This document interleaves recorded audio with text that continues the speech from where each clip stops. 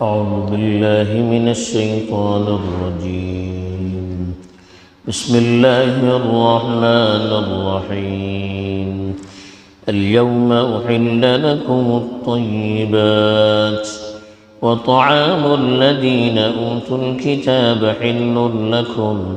وطعامكم حل لهم والمحصنات من المؤمنات والمحصنات من الذين أوتوا الكتاب من قبلكم إذا آتيتموهن أجورهن محصنين غير مسافحين ولا متخذي أخدان ومن يكفر بالإيمان فقد حبط عمله وهو في الآخرة من الخاسرين. الحمد لله والصلاة والسلام على رسول الله من والاه أما بعد. کل جو آیت تلاوت کی گئی تھی اس میں حلال چیزوں کی وضاحت کرتے ہوئے شکار کیے ہوئے جانور کے سلسلے میں بتایا تھا کہ جو جانور شکار کر کے لائیں اور وہ سجائے ہوئے ہوں، ہمارے اشارے پر گئے ہوں اور کچھ نہ کھایا ہو تو اس کو کھایا جا سکتا ہے۔ اب جو آیت تلاوت کی گئی ہے اسی ضمن میں مزید کچھ احکام دیے جا رہے ہیں جس میں حلال کی تفصیلات بتائی گئی ہے۔ چنانچہ ارشاد ہے اليوم احل لکم الطیبات، آج تمہارے لیے پاکیزہ چیزیں حلال قرار دی گئی ہیں۔ کل بھی وضاحت کی گئی تھی پاکیزہ چیزوں سے مراد وہ چیزیں ہیں جن کو شریعت نے حلال قرار دیا۔ وَطَعَامُ الَّذِينَ أُوتُوا الْكِتَابَ حِلٌّ لَكُمْ وَطَعَامُكُمْ حِلٌّ لَهُمْ۔ طعام ہر کھانے پینے کی چیز کو کہتے ہیں، لیکن یہاں خاص طور پر علماء نے لکھا ہے کہ ذبیحہ مراد ہے۔ اہل کتاب یہود و نصارہ ان لوگوں کا جو ذبیحہ ہوتا ہے اگر وہ صحیح طریقے پر ذبیحہ کرتے ہیں تو وہ ہمارے لیے حلال ہے، اور کسی کا ذبیحہ حلال نہیں ہے، صرف وہ اہل کتاب جو اپنے دین پر باقی ہوں اور صحیح طریقے پر وہ ذبیحہ کرتے ہیں، ان میں یہودی اور نصارہ داخل ہیں، ان کا ذبیحہ آپ کے لیے حلال ہے، اور آپ جو پکاتے ہیں ذبح کرتے ہیں وہ ان کو کھلانا بھی جائز ہے۔ تو اسی کو بتایا وَطَعَامُ الَّذِينَ أُوتُوا الْكِتَابَ حِلٌّ لَكُمْ، جن لوگوں کو کتاب دی گئی ہے ان کا کھانا تمہارے لیے حلال ہے، وَطَعَامُكُمْ حِلٌّ لَهُمْ، اور تمہارا کھانا ان کے لیے حلال ہے۔ تو اوت الکتاب یعنی وہ قوم جن کو کتاب دی گئی ہے، یہ کہہ کر اللہ نے اشارہ بھی کر دیا کہ ان کے ذبیحے کے حلال ہونے کی وجہ یہی ہے کہ ان کی کتابوں میں بھی ذبیحے کا طریقہ بتایا گیا ہے۔ اگر وہ اپنی کتاب پر قائم ہیں اور اس کے مطابق عمل کرتے ہیں، جو ذبیحے کا طریقہ ان کی کتابوں میں بتایا گیا ہے جو ہمارے طریقے کے مطابق ہے، اس کے مطابق اگر وہ ذبح کرتے ہیں تو وہ ہمارے لیے جائز ہے۔ لیکن اگر وہ اپنی کتاب پر باقی نہیں ہے، اپنی کتاب پر عمل نہیں کرتے ہیں، یا ذبیحے کا طریقہ بدل چکا ہے، ان کا شرعی طریقے کے مطابق نہیں ہے، ان کی کتابوں میں جو تفصیلات ہیں اس کے مطابق نہیں ہے، تو پھر وہ ذبیحہ حلال نہیں ہے۔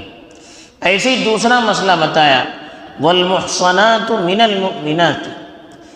مومن آزاد اور پاک دامن عورتیں، والمحصنات من الذین اوتوا الکتاب من قبلکم، اور جن لوگوں کو تم سے پہلے کتاب دی گئی ہے ان کی پاک دامن عورتیں، اذا آتیتموہن اجورہن، جب ان کا مہر آپ ان کو دے دیں گے تو وہ آپ کے لیے حلال ہے۔ جیسے مسلمانوں کی پاک دامن عورتیں آپ کے لیے آزاد عورتیں، محصنات کا مطلب اکثر علماء نے آزاد لیے ہیں، بعض علماء نے پاک دامن لیے، تو پاک دامن اور آزاد عورتیں جیسے مسلمانوں کی ہم نکاح کر سکتے ہیں مہر دے کر، ایسے اہل کتاب کی بھی کر سکتے ہیں، ان کی عورتوں سے بھی نکاح کر سکتے ہیں، لیکن شرط یہ ہے کہ اوتوا الکتاب من قبل، وہ تم سے پہلے جن کو کتاب دی گئی تھی ان سے وہ تعلق رکھتی ہیں،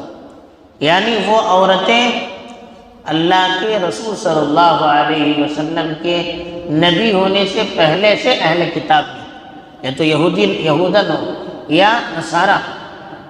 اور آج بھی اسی پر باقی ہیں، اگر بعد میں کنورٹ ہو کر وہ یہودی یا نصارہ ہونے والی ہے، یا پشتینی یہودی نصارہ ہے لیکن اپنے دین پر باقی نہیں ہے، وہ ملحد ہو چکی ہیں، یا دوسرے طریقے کو اختیار کر چکی ہیں، تو وہ ہمارے لیے حلال نہیں ہے۔ شرط یہی علماء نے رکھی ہے کہ جو پچھلی قوموں کو کتاب دی گئی تھی اس پر وہ باقی ہوں، یعنی اللہ کے رسول صلی اللہ علیہ وسلم کی بعثت سے پہلے سے ان کا خاندان یہودی یا نصارہ چلا آ رہا ہے، اور آج بھی ان کی کتابوں میں جو صحیح تعلیمات موجود ہیں ان پر عمل پیرا ہوں۔ اگر یہ چیزیں نہیں ہیں پھر ان سے بھی نکاح جائز نہیں ہے۔ اور اہل کتاب سے شادی کے متعلق علماء نے لکھا ہے کہ ان کی عورتوں سے ہم شادی کر سکتے ہیں، اپنی بچیوں کو ان سے نکاح نہیں کروا سکتے، یہ حرام ہے۔ ان کے علاوہ جتنی بھی